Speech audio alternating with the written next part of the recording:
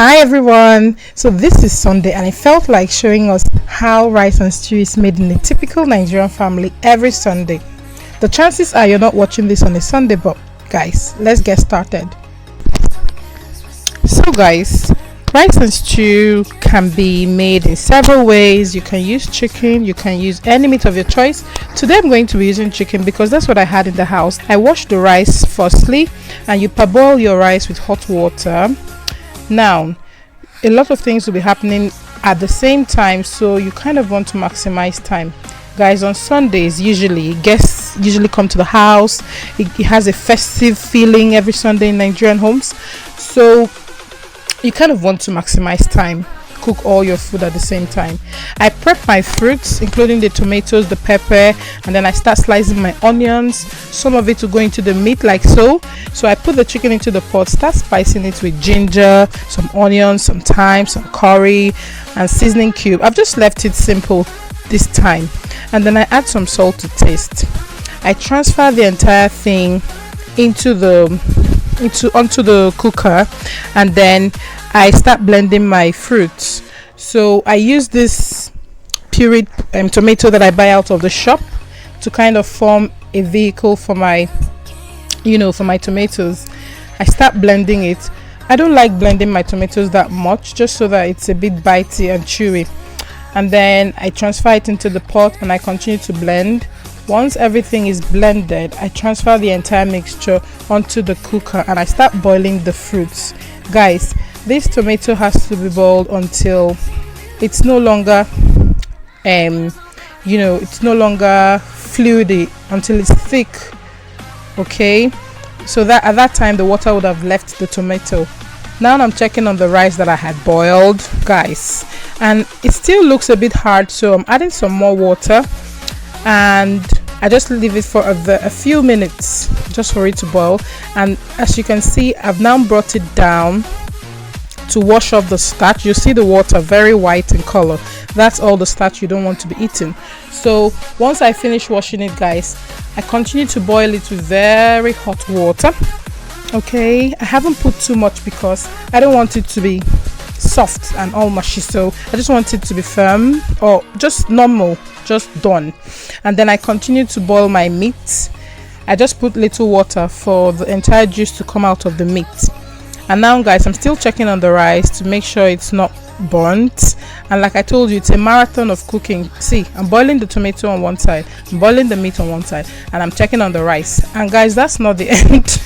I'm still going to be frying my plantain just because I have sweet tooth. You'll be seeing this shortly. So I just stir the meat to ensure that the sweetness of all the ingredients have gone into the meat. Check on my rice again.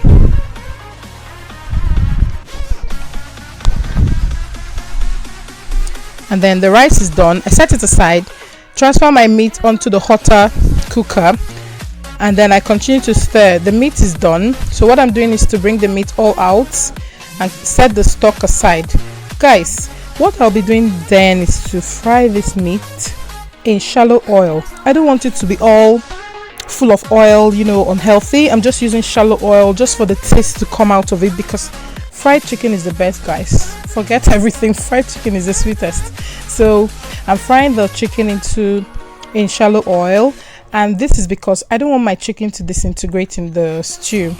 Okay, so once the chicken is golden brown, I flip it over for it to continue to fry. And now I'm pouring some more oil into the pot. This pot is what we're going to be using to cook our stew. Ta-da!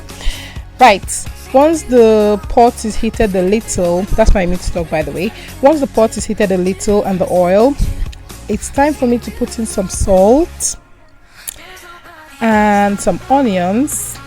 I've sliced these onions into large circles because it'll be lovely when you look at it at the end of your cooking.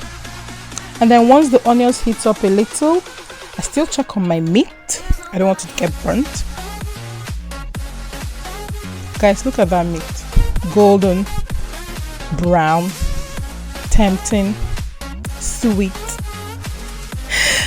Okay, so I set the meat aside, and then I continue to stir my onions so it doesn't get burnt. Pour in the tomatoes, and this is where the work begins. All the skill you need for your sweet tasting stew is in this. At this stage, you have to continue to slowly turn your tomatoes so it doesn't get burnt. And guys, I told you I was going to be frying my plantain, right? I've got sweet tooth. I love plantain. We're like best friends forever. So I'm frying the plantain, and then I'm still turning my stew. The price you pay for sweet stew is continuous stirring under low heat, by the way, because once it gets burnt, guys, all that effort is wasted. I'm sorry, but that's the truth. So I keep turning the plantain, and I keep turning my stew, and I keep tasting it to make sure it's no longer sour. Now when I'm sure it's no longer sour, I add my stock, my meat stock, and then look at that plantain, golden brown again. And then now it's time for me to set them aside. Just because food is for the eating, guys. Plantain is for the eating. Yeah. Okay, so look at that. I set that aside. Check on my. Now I'm adding some seasoning cube.